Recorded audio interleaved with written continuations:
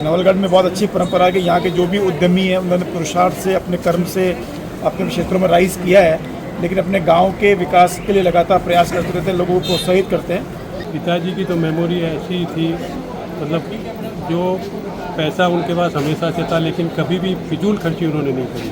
प्रधान है यहाँ जो प्रतिनिधि है वो यहाँ माननीय हमारे मंत्री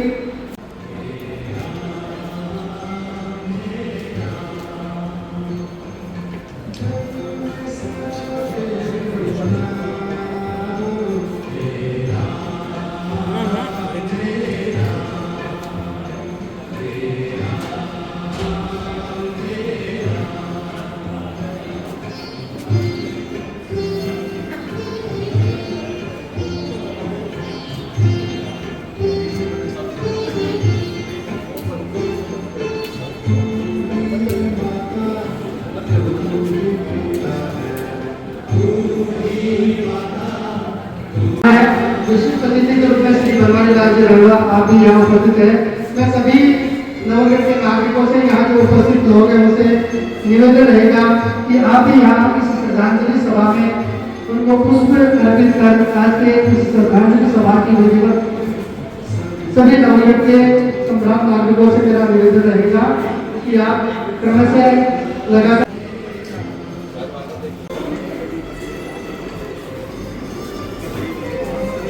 उनका मान सम्मान इस श्रद्धांजलि सभा में अलायंस क्लब की ओर से और पूरे पाटोदिया परिवार की ओर से पूरे नागरिकों की ओर से आपका हार्दिक स्वागत और अभिनंदन है कि आप अपना कीमती समय यहाँ निकाल के आप यहाँ समय हमारे राजस्थान की हमारे वर्ष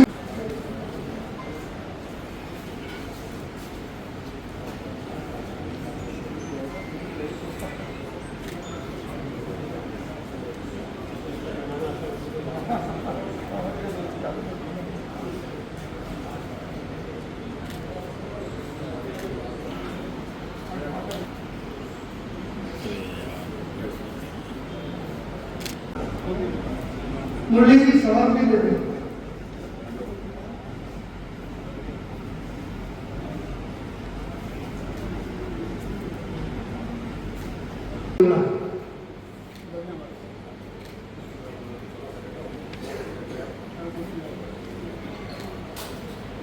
इस उम्र में भी आप बिल्कुल सक्रिय रहते हैं और लगातार सारा होमवर्क करिए।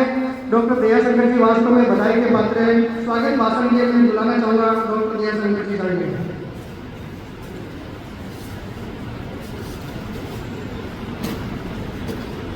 पुरस्कार के रूप में माननीय को फीस के रूप में प्रदान किए जाए। फीस के रूप में कारीवाला पब्लिक 9वीं और 10वीं के एक बच्चों को 11वीं और 12वीं बच्चों को कुल 41,000 रुपए की फीस के रूप में, आपके 3 बच्चों को कुल 17,000 5,000 रुपए की राशि फीस के रूप में प्रदान की जा रही है।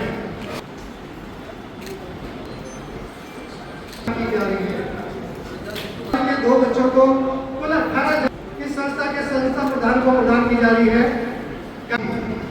उसके बाद में मैं निर्मला जी को आमंत्रित करना चाहूंगा। हेमंत जी अगर उपस्थित रहे तो आप भी निदेशक है, डायरेक्टर है, संस्थापक है श्री वीरभद्र जी हमारे बीच उपस्थित रहे हैं। उनका भी हम पाटोदिया परिवार की ओर से मान सम्मान करना चाहेंगे।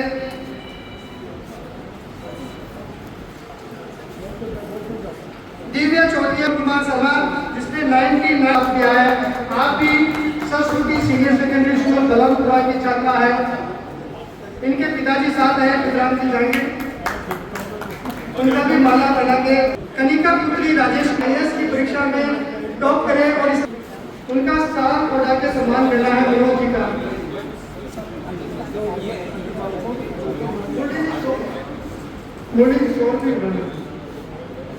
देखो इधर देखो।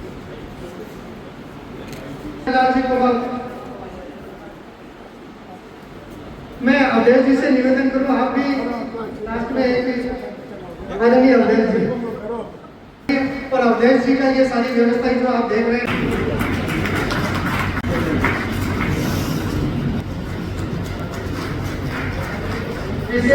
नवलगढ़ में स्वर्गीय मगराज जी पाटोदिया की श्रद्धांजलि सभा और जो उत्कृष्ट जिन बच्चों ने अपना अचीवमेंट किया उनका सम्मान समारोह रखा गया।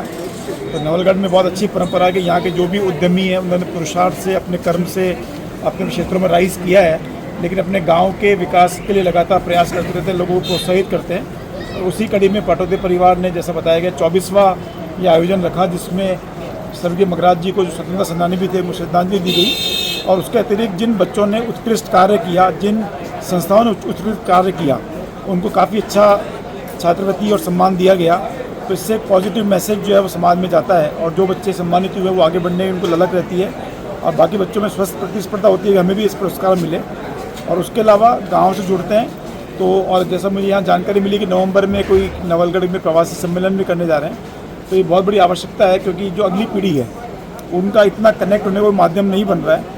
तो बहुत ज़रूरी है कि जो कई पीढ़ियों की परंपरा अच्छी नवलगढ़ और शेखावाटी क्षेत्र में है, उसको आगे रखने के लिए जो अगली पीढ़ी है वो भी गांव में आए, गांव में महसूस करे, और दोनों कनेक्ट रहेगा तो निश्चित रूप से जो एक हरदम गिव एंड टेक रहता है कि जो यहाँ के प्रवासी लोग हैं वो अपना जो भी धन अर्जन करते हैं, जो भी काम करते हैं, उसका कुछ हिस्सा यदि क्षेत्र को मिलता है तो क्षेत्र की प्रगति होती है और आपस में जो बॉन्डिंग होती है वो और मजबूत होती है। सर, आपने ज़िले में काफ़ी लंबे समय से हो, अगर एजुकेशन की बात करें तो झुंझुनू ज़िले को किस स्तर पर देखते हैं? झुंझुनू जिला सभी जिलों से 50 साल आगे रहा है, और यही कारण है कि यहाँ के लोग की जो शैक्षणिक स्तर है, सोच का स्तर है, वो और जिलों से काफ़ी आगे है, और इसमें कोई दो राय नहीं। इतिहास हमारा बड़ा अच्छा रहा है, लेकिन वर्तमान समय में मैं मानता हूँ कि समय के साथ परिवर्तन आवश्यक है। तो अभी जो और नई नई फील्ड्स निकल के आ रही है, जो आजकल हर बच्चा कोचिंग की तरफ ओरिएंटेड है, तो 12th के बाद जो हमारे बच्चे क्या करें उसके बारे में अभी जो हमारा थोड़ा वैक्यूम है, सीकर में काफ़ी प्रगति की है, और सीकर मुझे लगता है सैचुरेट भी हो गया है। तो हम प्रयास कर रहे हैं कि अब हम झुंझुनू को कैसे कोचिंग के क्षेत्र में भी थोड़ी सी अभी मैं कमी महसूस करता हूँ, उसको आगे बढ़ा सकते। धन्यवाद सर। पिताजी की 24वीं श्रद्धांजलि सभा थी, उसमें आप लोग सभी आए हैं, कलेक्टर साहब पधारे। फर्स्ट टाइम हमारे बीजेपी के एमएलए विक्रम सिंह जी जाकर यहाँ आए, जो मेरा बहुत बहुत रहेगी। प्रकाश जी सराफ जो गो भक्त है और हमारे जवाई भी है, वो भी आए। और आज फर्स्ट टाइम इतना मतलब पब्लिक यहाँ पे, पूरी नवलगढ़ की पब्लिक, नवलगढ़ के सभी हमारे पूजनीय सब यहाँ पे आए। उनका सबका बहुत बहुत मैं तहे दिल से धन्यवाद देता हूँ। और पिताजी की याद के लिए मैं उनको श्रवण करते करते और मैं पिछले 4 दिन से थोड़ा मेडिकल संकट में था। मेरे पोते के कोई फ्रैक्चर हो गया था, तो मैं पूना चला गया था यहाँ से, और फिर पिताजी की श्रद्धांजलि के आयोजन में मैं रात को 12 बजे पूना से फ्लाइट लेके और यहाँ नवलगढ़ आया। ताऊ जी की याद में लाखों रुपए बच्चों को आप देते हो हर वर्ष, कहीं ना कहीं कुछ मेमोरी ऐसी जो उनकी आप हमारे साथ शेयर करना चाहोगे? पिताजी की तो मेमोरी ऐसी थी, मतलब जो पैसा उनके पास हमेशा से था, लेकिन कभी भी फिजूल खर्ची उन्होंने नहीं करी। उनकी एक मेमोरी ऐसी है, मतलब मेरे लिए धर्म संकट था वो। मेरे भतीजे की शादी थी, ये बात है 1998 या 99 की। मेरा भतीजा बोला, बम्बई में शादी थी, मेरा भतीजा बोला कि मैं बिना बैंड के शादी नहीं करूँगा, और बाबूजी बोले यदि बैंड बजाया तो मैं शादी में नहीं जाऊँगा। उस टाइम वहाँ पे सुमित्रा सिंह जी मौजूद थी और शिवनाथ सिंह जी मौजूद थे, और भी 2-3 मिनिस्टर मौजूद थे। सबको बीच बचाव करके, और ये हुआ कि भाई आपको बैंड बजाना है, मैं यहाँ पे घोड़ी पे चढ़ा दूँगा, उसके बाद सीधा जहाँ पे शादी वहाँ चला जाऊँगा, और 5 मिनट बैंड बजेगा। उसके अलावा यदि बैंड 6 मिनट बज गया तो मैं शादी से समारोह से बीच में निकल के घर आ जाऊँगा। ये मेरे लिए आज भी मेरे याददाश्त रहती है। बिल्कुल, धन्यवाद।